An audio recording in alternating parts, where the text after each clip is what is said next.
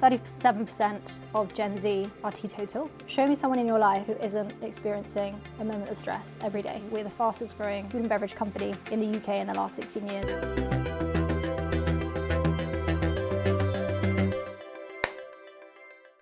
Welcome to The Big Question, the series from Euronews where we delve deep into the world of business. Today I am joined by Olivia Furdy, the co-founder of Trip, the UK's largest independently owned soft drinks brand. So thank you very much for joining me today. For those who aren't familiar with it, can you explain what Trip is? Trip is a wellness brand. We have a range of functional drinks with lots of powerful plant-based ingredients as well as supplements, gummies, powders. So your drinks kind of sit broadly in the non-alcoholic, alcohol-free category. Exactly, yeah. How big is this market in Europe? Huge. So functional drinks, as they call them. In Europe, it is a 32 billion euro market, which is very exciting. It's a huge market and we're seeing massive trends and shifts in preferences around people seeking specific alcohol alternative products. Interesting, okay. And this, as you called it, functional drinks market, you said it's worth 32 billion euros. How has that developed over the last 5 years and what's the projection going forward? So that represents part of the broader soft drinks category, and some of the longer standing segments within that you might be familiar with are things like energy, drinks that have benefits, so something that has an added ingredient to help your mind or body function in the way that you want it to. So energy is probably one of the more familiar categories, but in soft drinks more generally, those functional categories that Trip is leading, for example, calm or relaxation, is incredibly new. Trip is only 5 years old. Our work in Europe specifically is less than that even. So it's very much early days, but indicated as a key driver in the overall growth of soft drinks.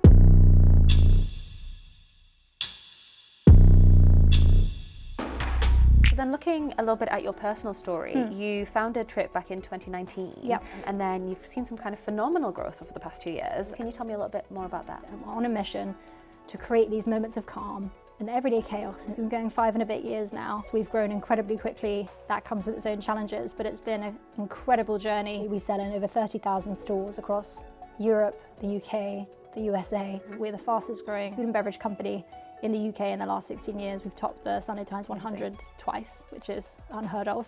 So you can imagine the kind of hecticness that comes with that. But we've raised over 25 million euros of funding. We are the largest privately owned soft drinks company in the UK with big ambitions across the US and Europe, so very excited. What do you think has really driven your success as I a would business? say everything about the product we are obsessed about. It's got to be the most delicious drink you've ever had, not the most delicious functional drink, not the most delicious healthy drink, not the most delicious low sugar drink, the best tasting thing you've ever had. Same with the brand. Every touch point needs to tell you a story, because we could never make health claims, we could never explain a lot to customers about this entirely new category and the benefits it had.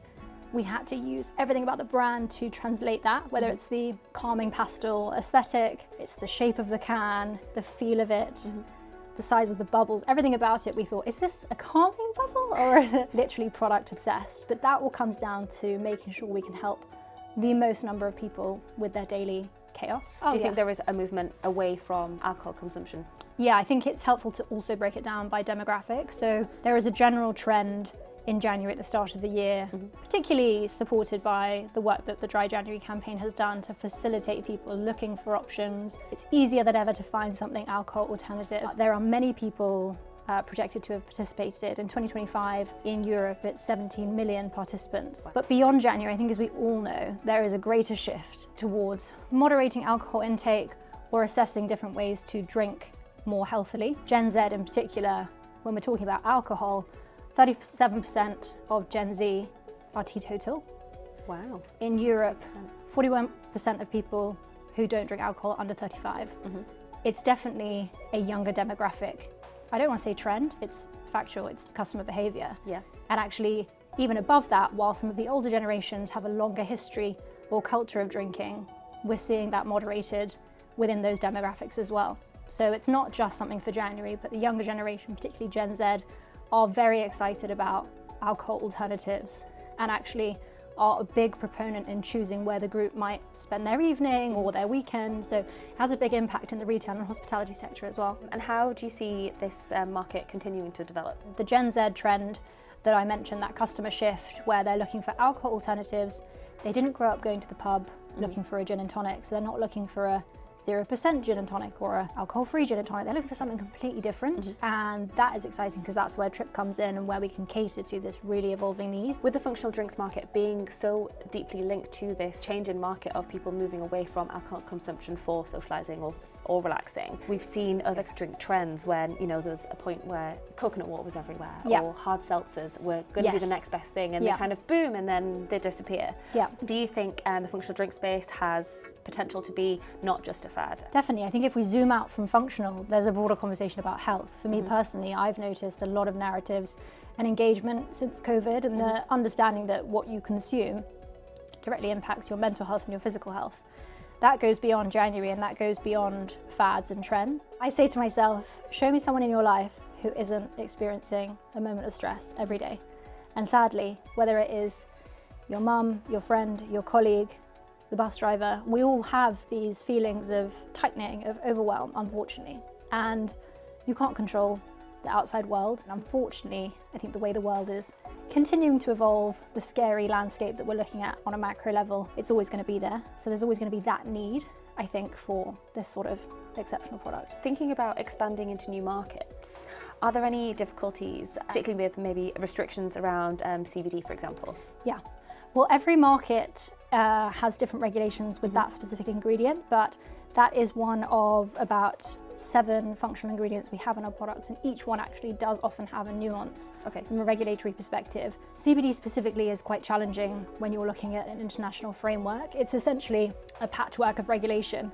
Obviously, with a background in law, it's helpful to break that down, but it definitely is more challenging, I think, than the typical food and drink sector. I think the US versus UK is a good example where it's quite different laws. I wouldn't say it inhibits growth, but it's definitely costly to not be able to consolidate your operations and your supply. But I think the opportunity in those markets is so great, we don't really see it as a challenge. And finally, what advice would you have for those who want to start a company or who want to grow their business?